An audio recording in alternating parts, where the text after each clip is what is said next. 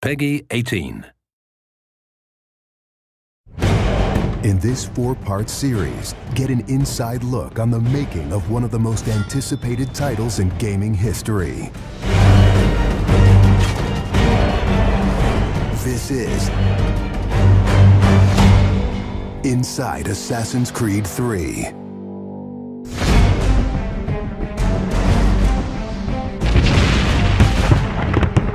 Something we really wanted to emphasize was the sheer brutality of combat in the period. We've all seen the paintings of the Revolution, and death is glorified, death is angelic, but it wasn't that way on the battlefield. It was a brutal conflict.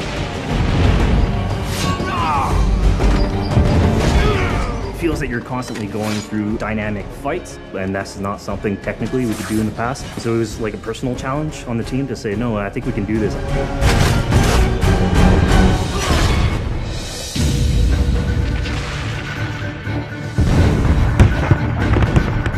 These armies are filled with different types of weapons.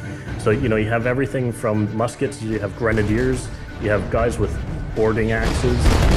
Being shot by a musket would be an awfully painful way to go. The caliber size of the ball was at least 3 or 4 times as large as anything that any modern military is using today.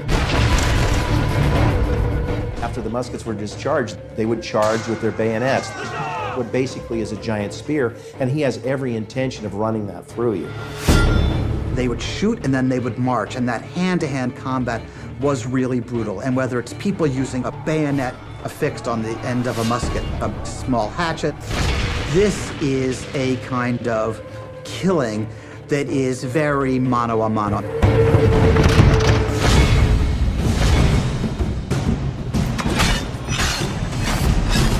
All the animations, all the weapons are brand new.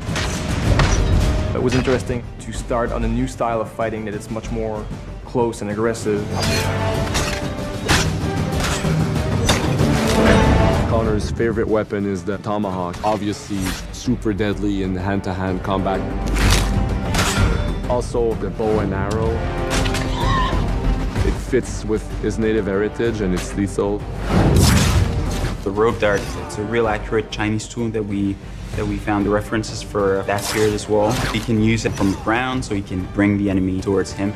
It gives him the ability, for example, on the tree, to hang someone from above.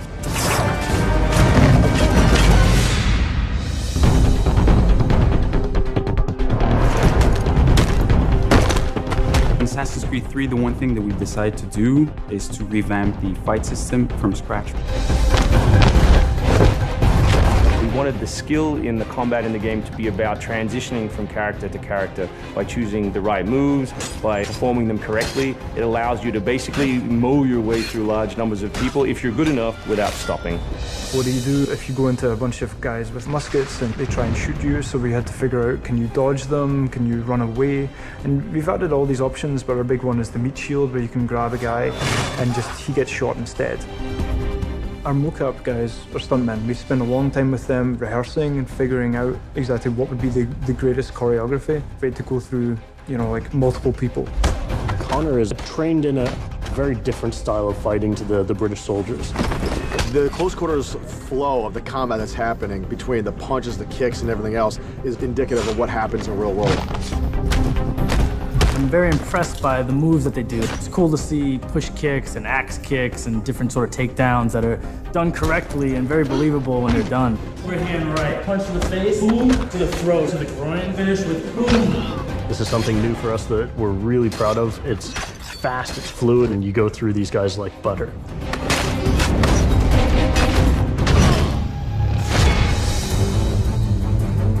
Connor is essentially the first guerrilla fighter. He's someone whose goal is always to move behind enemy lines, to pick off his target, and to escape.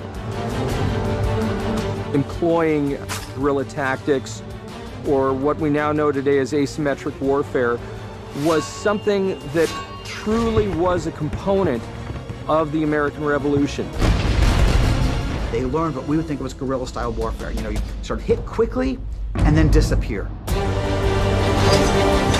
American tactics were really frowned upon by the British because the Americans did adapt the tactics that were used by the Native Americans from the French and Indian War. The first big battle at Lexington and Concord takes place on a New England town green. And as the soldiers march back to Boston, they are marching along a dirt road lined by stone.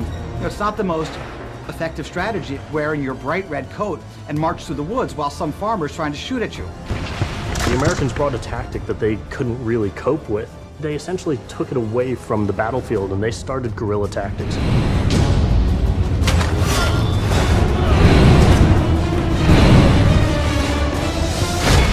Next time on Inside Assassin's Creed 3, the hero behind the war.